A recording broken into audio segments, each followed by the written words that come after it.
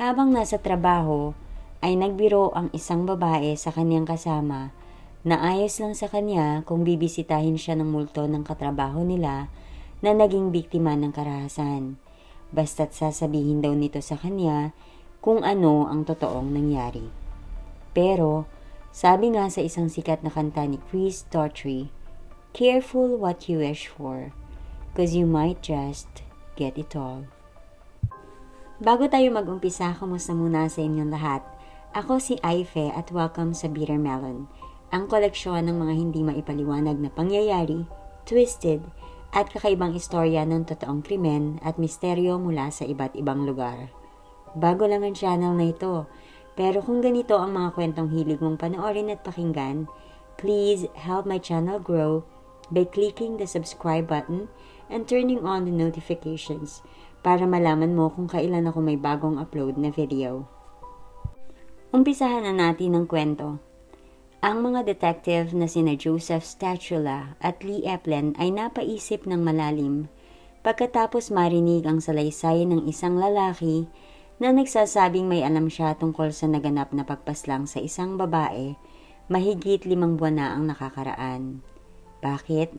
Dahil ang inilahad nitong kwento ay malayong malayo sa pangkaraniwang kwento ng isang witness.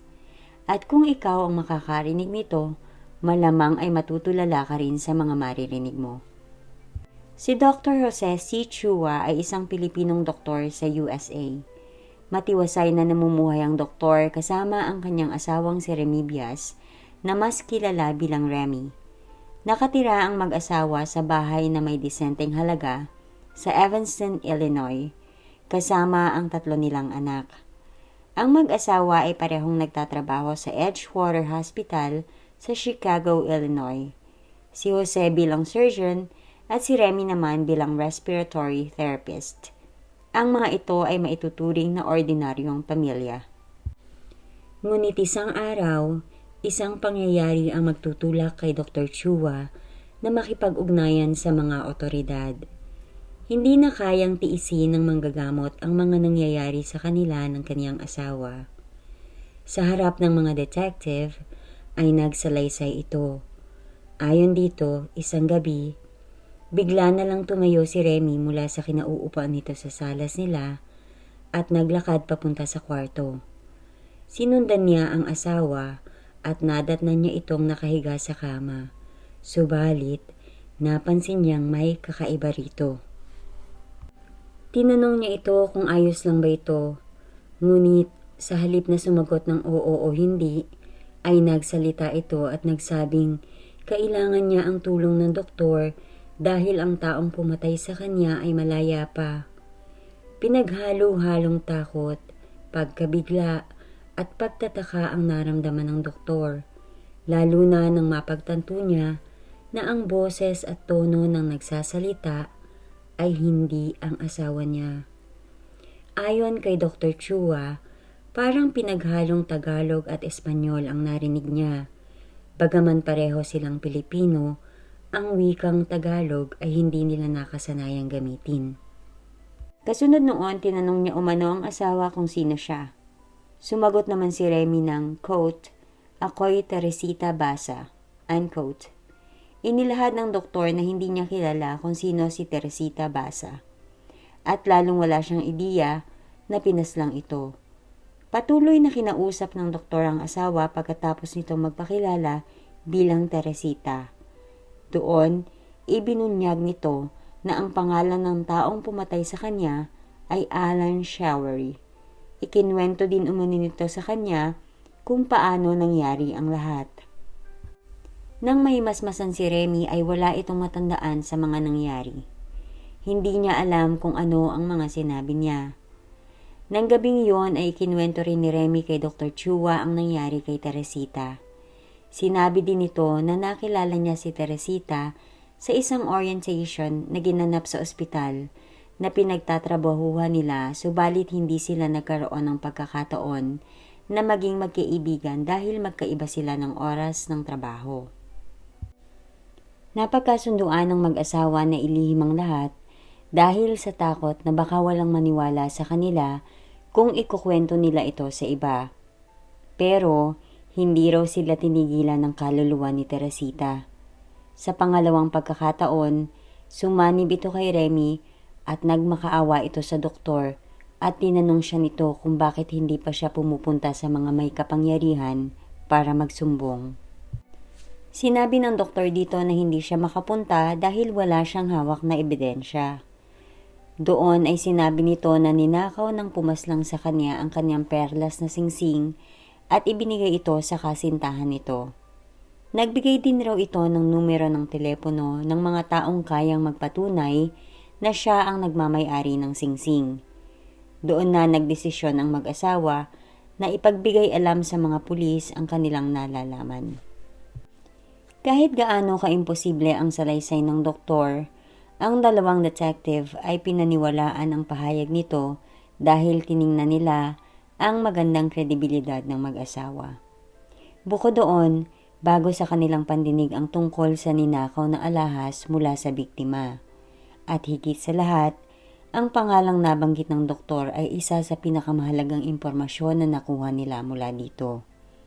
Kaya minabuti nilang seryosohin ang kwento nito.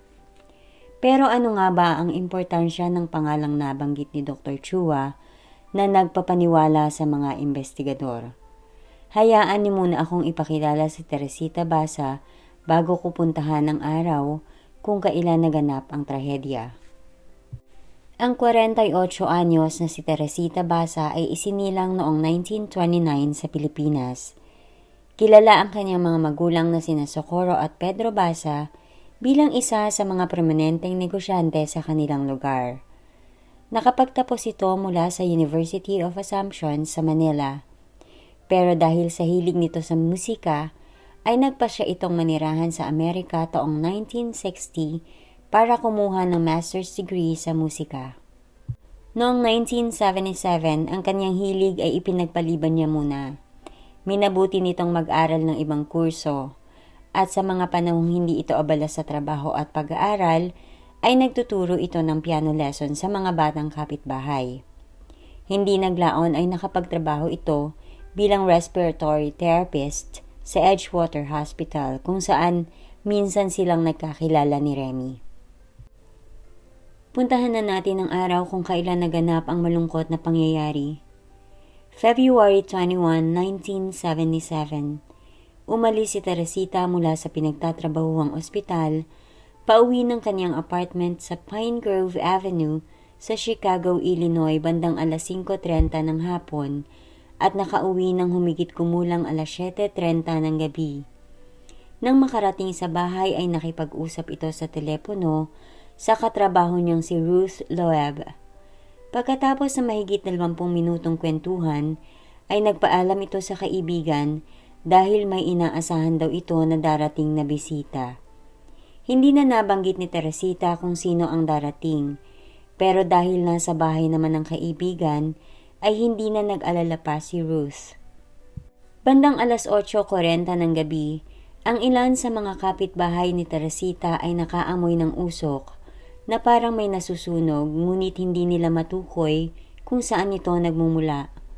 Agad nilang tinawagan ang janitor ng building para ipahanap kung saan nanggagaling ang amoy.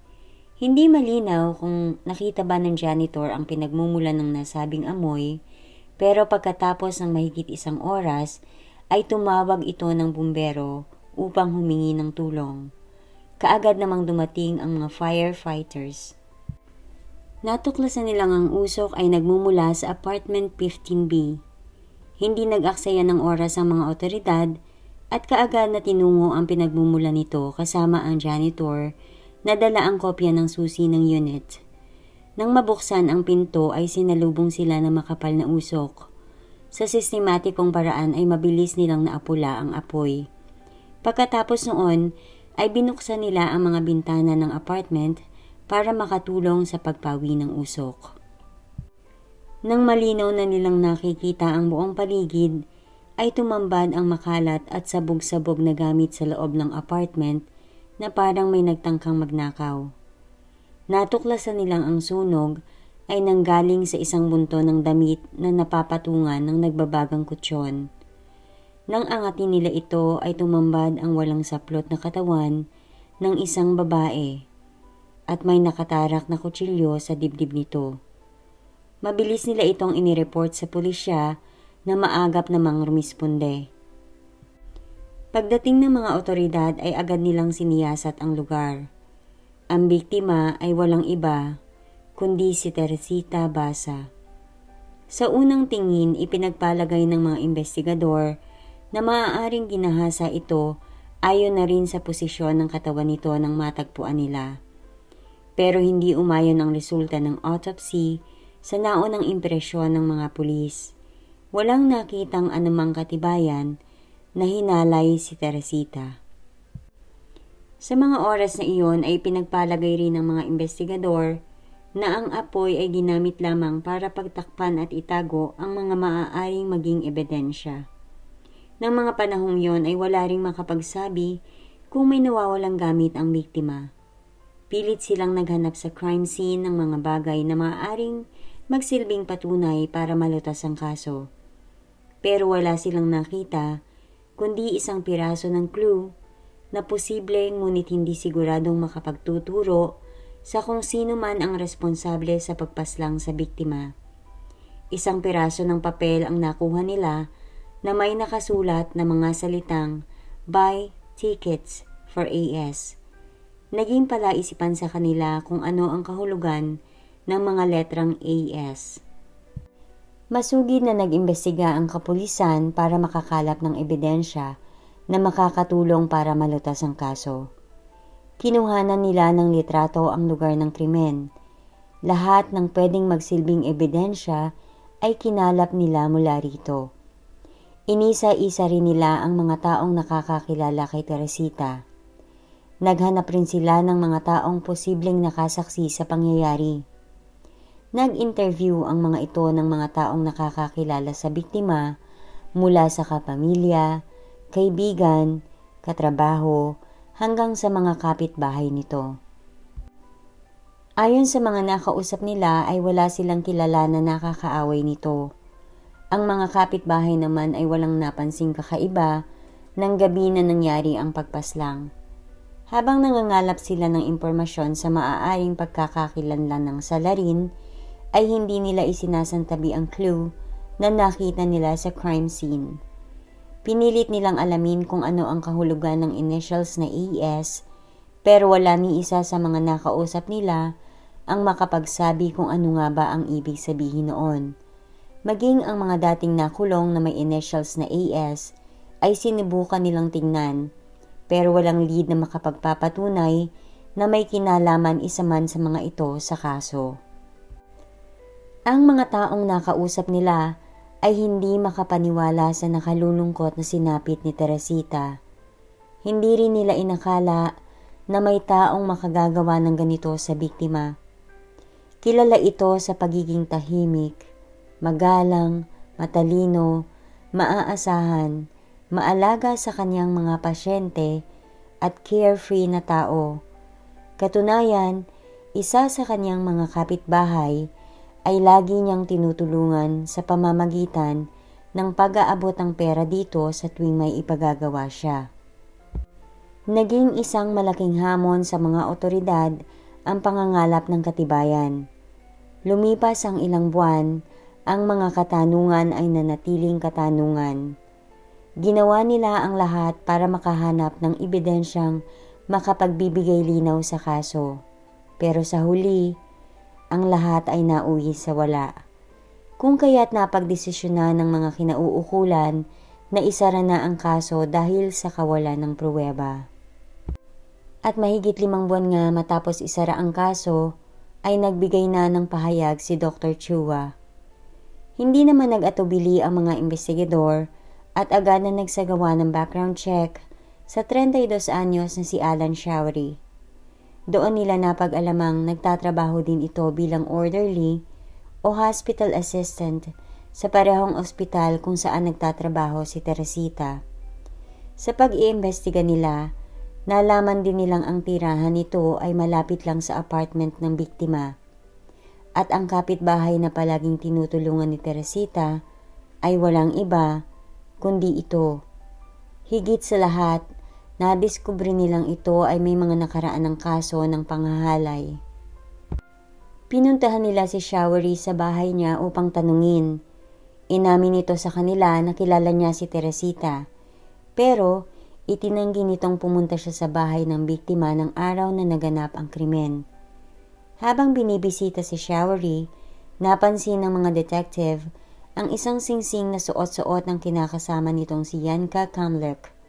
Katulad ito ng singsing na inilarawan ni Dr. Chua.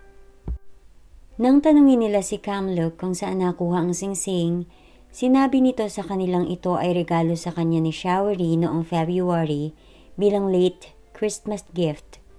Agad nila itong ipinakita sa pinsan ni Teresita at kinumpirma naman nito na ang mga alahas ay pag-aari nga ng pumanaw na kamag-anak. Ang singsing daw ay galing sa France na pamana pa ng ina ng biktima. Nang nagpatong-patong na ang ebidensya laban kay Showery, ay umamin ito na siya nga ang pumaslang sa biktima. Ikinuwento nito ang buong pangyayari. Inilahad nito na ng araw na naganap ang krimen ay pumunta siya sa apartment ni Teresita para mag-repair ng sirang TV nito. Pero nang pauwi na siya ay nagdesisyon siyang bumalik para nakawan ang biktima. Nang makarating siyang muli sa bahay ni Teresita, ay pinapasok siya nito ng walang pag-aalinlangan. Nang tumalikod ito para muling ilak ang pinto, ay doon niya ito inatake. Sinaksak niya ito sa dibdib at saka hinubaran para magmukhang sexual ang motibo ng pagpaslang. Sa kasamaang palad, ang wallet ng biktima ay naglalaman lamang ng $30, kung kaya't naghanap pa siya ng ibang bagay na sa tingin niya ay may halaga. Kasama ng singsing ay ninakaw din nito ang isang jade na kwintas. Bago umalis ay pinatungan niya ng mga damit at kutsyon ang katawan ni Teresita at saka niya ito sinindihan. October 2, 1978, nang inumpisahang dinggin ang kaso ni Teresita Basa sa Circuit Court. Para sa kaalaman nating lahat, ang Circuit Court ay katumbas ng Court of Appeal sa Pilipinas. Habang nasa proseso ng pre-trial, nagpasa ng mosyon ang abogado ni Showery na si William Suano para ibasura ang kaso dahil wala umanong basihan ang pagdakip ng mga otoridad sa kanyang kliyente maliban sa istorya ni Dr. Chua. Idinagdag pa nito ang posibilidad na maaaring pinipeke lang ni Remy ang pagsanib. Sinabi pa nito, and I quote, "Never to my knowledge has a man been arrested because of a supernatural vision. Police have never before been informed of a criminal's name by a voice from the grave." Unquote. Tinanggihan naman ni Judge Frank Barbaro ang mosyon na ito at sinabing wala siyang nakikitang rason para limitahan ang paraan ng pag-iimbestiga ng mga kapulisan, na kahit naniniwala sila sa boses o hindi, ay kailangan pa rin nila itong pagtuunan ng pansin. Ayon pa sa tagapagsalita ng Prosecutor's Office, hindi sila interesado sa aspeto ng kababalaghang bumabalot sa kaso. Ang boses ay nagsilbing tip, pero ang mga ebidensyang nakuha nila ay kinalap nila sa kanilang sariling paraan. Nang magsimula ang paglilitis ay binawi ni Showery ang kanyang confession. Aniya ay tinakot lamang siya ng mga otoridad na aarestuhin ang kanyang kinakasama kung hindi siya aamin. Samantala, habang naglilitis ay muling ikinwento ni Dr. Chua ang nakakatakot na karanasan. Dito itinagdag niya na sinabi sa kanya ni Teresita Basa na wala siyang dapat ikatakot habang nagmamakaawa ito na tulungan siyang marisolba ang kaso. Matapos ang mga pagdinig ay nagdeklara ng mistrial ang korte dahil hindi nagkasundo ang mga hurado sa kanilang desisyon. Isang buwan pagkatapos ng mistrial ay nakatakda muling litisin ang kaso. Pero bago pa man dumating ang pagdinig, ay muling inako ni Showery ang pagpaslang. Sa huli ay nasintensyahan ito ng 4 na taong pagkakabilanggo sa salang robbery at arson at ng 14 na taon sa salang murder. Ang mga taon ng sentensya ay sabay-sabay na pagdudusahan ng nasakdal sa loob ng bilangguan. Sa madaling salita, 14 na taon lamang ang ilalagi nito sa kulungan. Nakalulungkot mang isipin pero taong 1983, 6 na taon makalipas nitong makulong, ay muli itong nakalaya. Dahil ayon sa batas sa Illinois, si Showery ay may karapatang makatanggap ng parole makalipas ang kalahati ng kabuuang sentensya. Matapos iyon, ayon sa isang article na nabasa ko pero hindi ako sigurado kung totoo, si Alan Showery ay nakapag-asawa at nagpalipat-lipat ng tirahan. Ang mag-asawang Shua naman ay sumulat ng libro ukol dito noong 1994 na pinamagatang A Voice from the Grave at isinipelikula ito taong 1996. Ibinahagi naman ng executive producer ng pelikula na ang mag-asawa ay namuhay na ng normal matapos ang lahat ng pangyayari. Ang mga labi naman ni Teresita ay iniuwi ng kanyang pamilya sa Pilipinas. May kasabihan sa English na none of the dead come back, but some stay. Bumalik nga ba si Teresita? Kahit ano pa man ang totoo, isa lang ang sigurado. Hindi makatarungan ang bumawi ng buhay ng iba dahil lang sa sariling kapakanan. Ang mahalaga sa huli, nanaig pa rin ang hustisya. Maraming salamat sa iyong panonood at pakikinig. I hope nag-enjoy ka sa kwento ko ngayong araw. Kung mayroon kang mga kwentong gustong isuggest, pakidrop mo na lang sa comment section para malaman ko. That's it for now. Keep safe and let us all be a better melon. Bye!